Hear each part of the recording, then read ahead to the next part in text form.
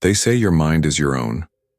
But what if I told you, it's been speaking in a secret code all your life, and you never even noticed? You think your thoughts are random. You think they belong to you. But if you listen closely, there's a pattern, a hidden rhythm, a silent language beneath the words in your head, guiding, shaping, controlling. This code is older than you. It's older than your memories. It began before you could speak, and it has been with you every single day since. Once you hear it, you can never unhear it. I first noticed it one rainy evening, standing by the window, watching the drops race down the glass. There was nothing unusual about that night, until I realized my mind wasn't quiet. It never had been. There was always a voice. Not a voice I heard through my ears, but one I felt. It whispered conclusions before I even asked questions. It pushed me toward feelings I didn't choose. It judged people before I met them, and worst of all, it told me who I was. I believed it for years. Why wouldn't I? After all, it sounded like me. It used my tone, my language, my memories. It wore my face. But that night, I caught it. I caught the code running. I could almost see the structure of my thoughts as if they were lines of script in some vast program. I remember sitting on the floor in the dark, the hum of the city outside, my heart racing as I traced back the thought I had just had. A simple thought. You're not good enough. But where did it come from? Why did it arrive with such certainty? I pulled on that thread, following it backward. It led to another thought. You always fail at things like this. And behind that, an image from years ago. Me, standing in front of a classroom, voice shaking, forgetting my lines. The laughter, the embarrassment, the burn in my chest. And behind that image, another voice. A teacher's voice. Sharp. Disappointed. You're not ready for this. It was like pulling apart a knot and finding that the rope stretched far beyond the room I was in. Down dark hallways of memory and into places I had never dared look. And as I traced it, I realized this code, this hidden program, wasn't written by me alone. It was written by every moment I had been shaped, every word spoken over me, every fear I had swallowed without question. I thought I was free. I thought I was thinking for myself.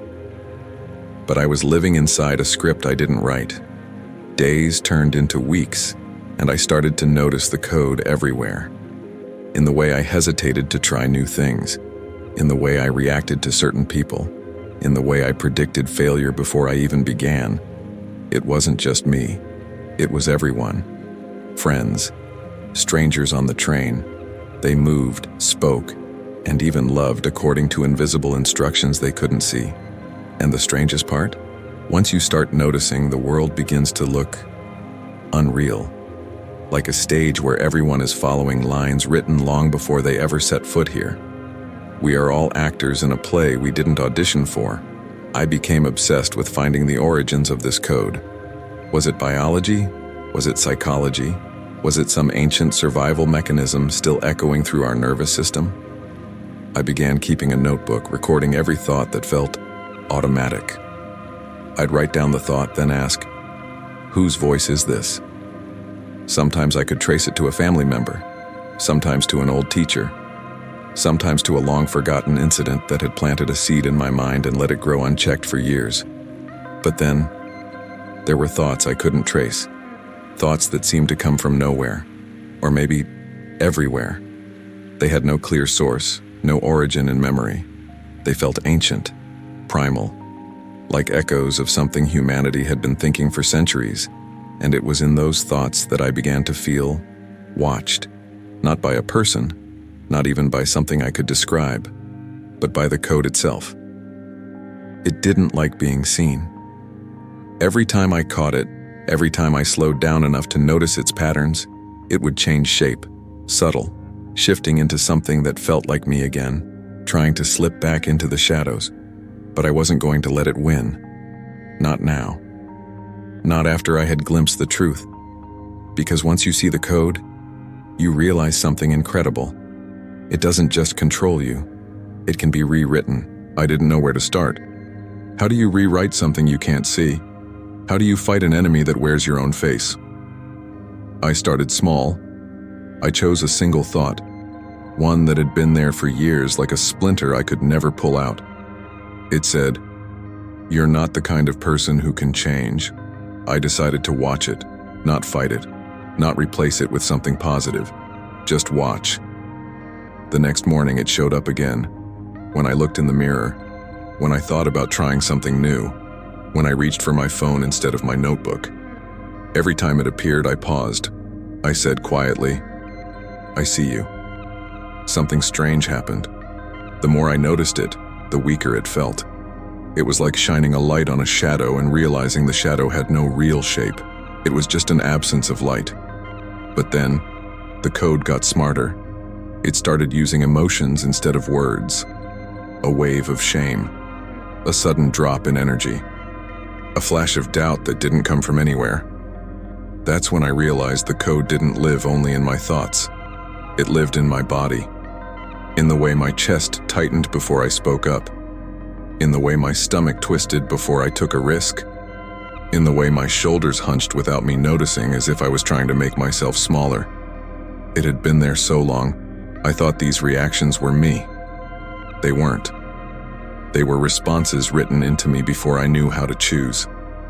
I began to wonder, if the code is written into the body, how much of my life has been nothing but a reaction, a reflex?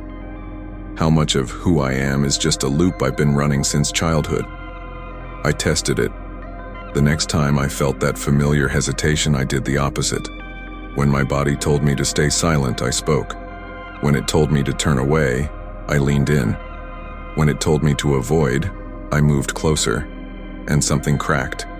It wasn't easy. It felt like walking against a strong current, like trying to move through water with every muscle screaming at me to stop. But beneath the discomfort, there was something else. A flicker, a pulse, like a hidden door unlocking somewhere deep inside. I realized the code wasn't all bad. It was trying to keep me safe. It had been written to protect me from pain, from failure, from the unknown. But in doing so, it had also been keeping me small. That night I lay in bed staring at the ceiling, feeling the hum of my thoughts like static in the air. And I asked myself the question that had been growing in me for weeks.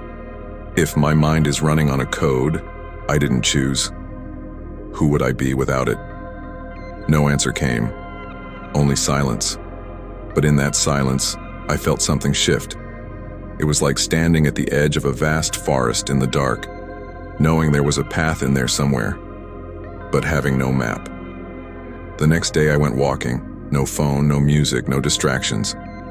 I listened, not to the birds, not to the cars, not to the people passing by.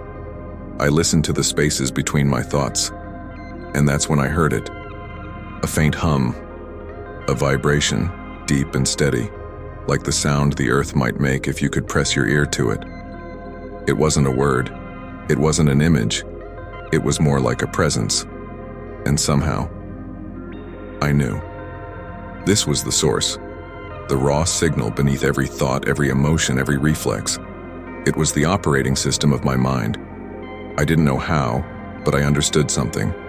If I could change this vibration, I could change everything.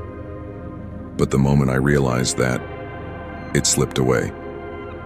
Like trying to hold smoke in my hands, the hum faded back into the noise of my ordinary thoughts. And for the first time, I felt something close to fear. Because now I knew the truth. The code wasn't just in me, it was in the world. It was in everyone. And if I wanted to break free, I'd have to step completely outside the life I'd been living. I didn't sleep that night. I lay there staring into the dark, feeling the echo of that vibration I had heard earlier. It was faint now, buried under the clutter of my thoughts, but I knew it was still there, always there. I kept thinking, if this code has been running my entire life without my permission, then how many choices were never really mine? The relationships I stayed in, the opportunities I turned down, the words I never said. the dreams I quietly let die. And then something else hit me. If the same code is running in everyone else, then maybe no one is as free as they think they are. We're all speaking in a language we didn't choose, following rules we never agreed to, obeying laws we can't see. That thought was heavy, but it was also freeing. Because if the code could be written, it could be rewritten. And if it could be rewritten, then maybe I could finally decide who I wanted to be. I decided to test it. For the next week, I lived differently. Every time a thought came that felt automatic, I stopped. I asked, is this really mine? If the answer was no, or if I couldn't tell, I set it aside and chose a new one. It was exhausting, like carrying a mirror with me everywhere, forcing myself to see what I had been blind to for so long. But slowly, the noise began to quiet. I started hearing myself. Not the code, not the echoes of the past, but something deeper. Something that didn't speak in fear or limits, but in possibilities. One morning, I woke before the sun. I went outside. The world was still, the air cool and damp, the sky just beginning to turn gold. And in that stillness, I felt it again, that hum. But this time, it wasn't hidden. It was open, alive, flowing through me instead of over me. And I understood. The code had never been an enemy. It was a blueprint, a structure, a set of instructions for surviving a world that once felt dangerous. It was my mind's way of keeping me alive. But it had forgotten something. I wasn't that fragile child anymore. I didn't need the same walls, the same rules, the same limits. I could choose differently. That day I made a promise to myself. I would never again live by a script I didn't write.